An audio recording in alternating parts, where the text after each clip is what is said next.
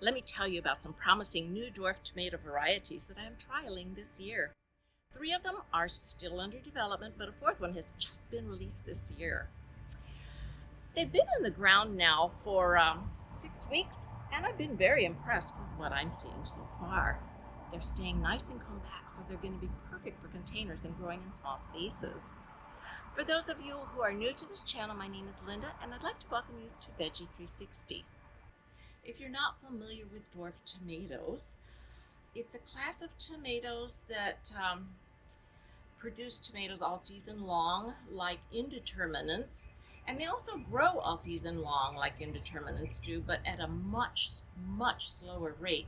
So they stay compact like determinate tomatoes.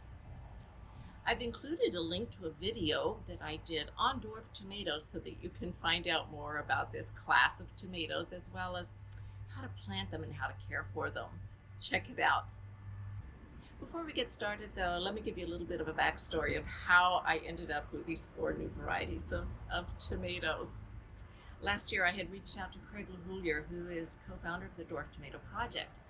I had explained to him that I am in charge of the Pearson Cancer Center garden, where we grow fresh vegetables for the cancer patients. I was looking specifically for tomato varieties that are rich sources of cancer-fighting compounds like anthocyanins and lycopenes. So he sent me four varieties to try out. This year he sent me four more varieties that he has bred specifically to be high in anthocyanins, which are plant pigments that give the fruit a purple, blue, or red color. Now let's take a look at how these new varieties are doing. My favorite so far is this cross between Blue's Bling and Dwarf Mocha's Cherry.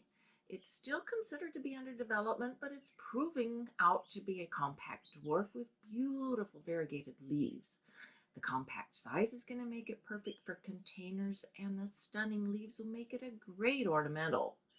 If space is limited in your garden, it'll look great tucked into a flower bed. Even the stems are variegated. Better yet, the plants are loaded with fruit that when ripe will be small purple cherry tomatoes that are high in anthocyanins. This next one is also a work in progress, a cross between Dawn's Double Delight and Dwarf Mocha's Plum. You can see how much shorter it is compared to the Roma tomato to its left.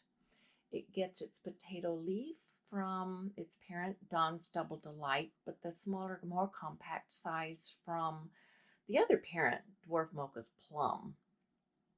This compact size makes it perfect for containers like my GreenStalk vertical planter.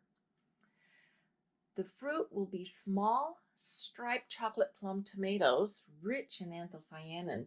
You can see the stripes already starting to form on these baby tomatoes. I can't wait to see what this one's going to look like when the fruits are ripe. This cross between Lillian's Yellow Heirloom and Dwarf Mocha's Plum is also still a work in progress. It looks like it's turning out to be a compact dwarf as well. It has potato leaves and an incredible number of blooms. The fruit, when ripe, are expected to be small pink plum tomatoes that are high in anthocyanins. Anne's Dusky Rose Plum was released exclusively this year by Tomato Revolution. I've included a link to their website in the description below. This is a regular leaf dwarf tomato that will be about 5 feet tall or 1.5 meters. And the plants are absolutely loaded with fruits and blooms. The fruits will ripen mid-season, and they will be antho black and pink elongated plum tomatoes with a pointed tip and a balanced flavor profile. I also planted four of my favorites from last year's trials. Let's take a look at them. My absolute favorite from last year is Dwarf Taninger. This is the largest of the dwarf tomatoes that I grew last year. It is a very productive variety with large orange-yellow fruit that have an intense dynamic flavor. Adelaide Festival is a regular leaf dwarf variety. It produces lots and lots of medium-sized tomatoes that are dark, almost purple in color, with green vertical stripes that ripen to an olive gold. This variety has a great, well-balanced flavor. Roselle Crimson is a regular leaf dwarf variety. This one is much smaller than the one that we had last year. Not sure what happened, but it is a heavy producer, producing medium to medium large fruit that ripen to a beautiful crimson pink color.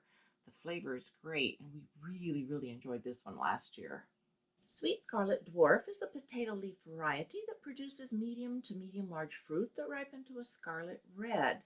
Look how many tomatoes are on this one plant.